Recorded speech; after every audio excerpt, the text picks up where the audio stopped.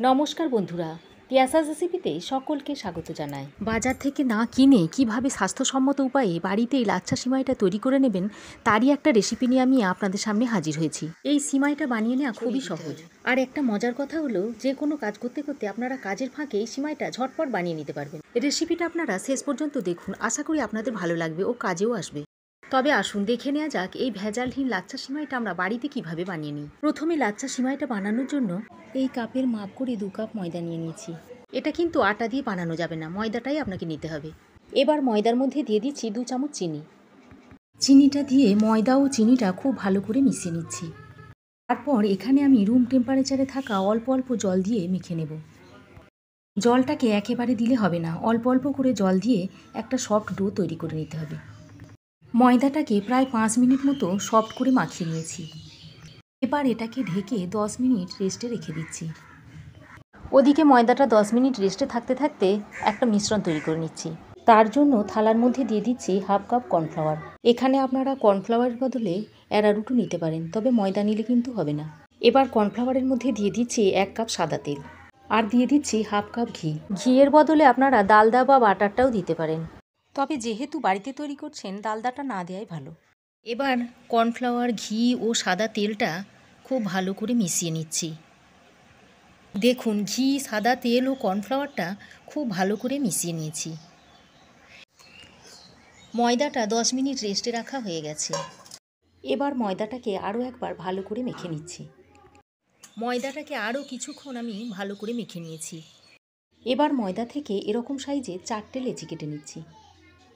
আমি যে পরিমাণ ময়দা নিয়েছিলাম তাতে আমার 4টে সিমাই তৈরি হবে। এবার এগুলো একটু হাতে করে ভালো করে গোল করে নিচ্ছি। একটু ক্র্যাক থাকলে কিন্তু হবে না, একেবারে সফট করে তৈরি করে নিতে হবে। ক্র্যাক থাকলে সিমইটা ছিঁড়ে যাওয়ার ভয় থাকে। দেখুন, 4টে আমি বল তৈরি করে নিয়েছি। এবার এই 4টে বলকে একটু ডোনাটের শেপ দিয়ে নিতে হবে। এই মাঝখান দিয়ে একটু এরকম করে ডোনাটের মতো শেপ দিয়ে নিতে হবে। তারপর যে তেল, ঘি ও কর্নফ্লাওয়ারের মিশ্রণটা তৈরি করেছিলাম তাতে ডুবিয়ে দিচ্ছি। ময়দার তৈরি ডোনাটগুলো তেল, ঘি ও কর্নফ্লাওয়ারের মিশ্রণের মধ্যে দিয়ে দিয়েছি। এবার মিশ্রণটা এর উপর দিয়েও একটু দিয়ে দিচ্ছি। এইভাবে মিশ্রণে ডুবিয়ে 30 মিনিট রেখে দিতে হবে।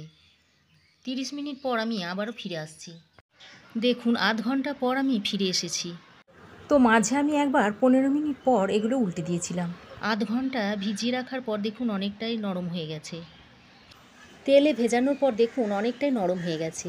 আর এরকম হালকা হাতে টানলেই দেখুন বেশ বড় হয়ে যাচ্ছে। বেশি টানলে কিন্তু হবে না, এইভাবে রিংয়ের মতো করে নিতে হবে। এরকম একটু বড় করে নিতে হবে। আর যখনই দেখবেন এরকম একটু বড় হয়ে যাচ্ছে তখনই হাতে করে একটা প্যাঁচ দিয়ে নিতে হবে, দিয়ে আবারও মিশ্রণের মধ্যে ডুবিয়ে দিতে হবে। তারপর অন্য একটা নিয়ে ওই একইভাবে রিংয়ের মতো তৈরি করে নিচ্ছি।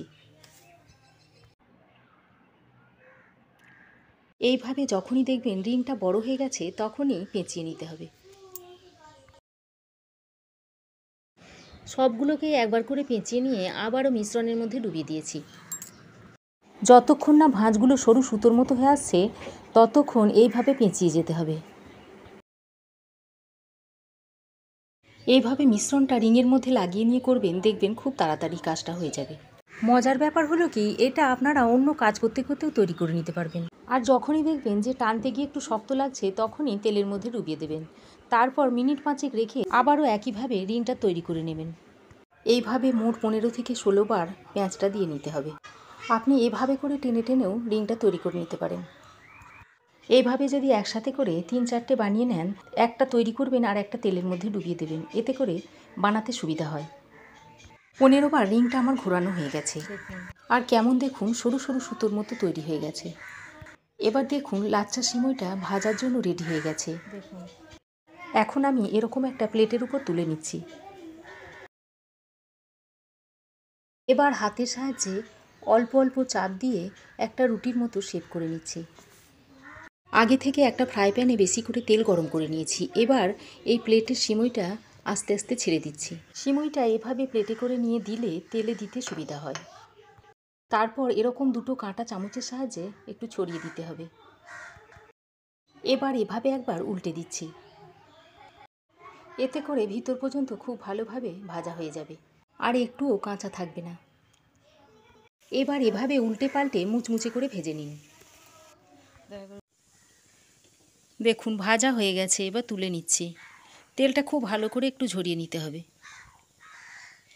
এবার তেলটা যাতে সম্পূর্ণ ঝরে যায় সেজন্য এরকম একটা স্ট্যান্ডের উপর তুলে নিচ্ছি। একইভাবে সব সিমইগুলো ভেজে নেব। দেখুন লাচ্ছা সিমইগুলো আমার ভাজা হয়ে গেছে। আর যে মিশ্রণটা বেড়েছে এটা একটা এয়ারটাইট কৌটোয় ভরে রেখে দেবেন। যখন লুচি বা পরোটা তৈরি করবেন তখন ডোয়ের মধ্যে এটা দিয়ে দেবেন। রেসিপিটা কেমন লাগলো অবশ্যই একটা কমেন্ট করে জানাবেন। আশা করি এই স্বাস্থ্যসম্মত উপায়ে তৈরি ভেজালহীন লাচ্ছা সিমাইটা আপনাদের পছন্দ হয়েছে। তো সামনের ঈদে একবার আপনারা তৈরি করে দেখতে পারেন। আশা করি রেসিপিটা আপনাদের ভালো লেগেছে। ভালো লাগলে একটা লাইক ও শেয়ার করবেন।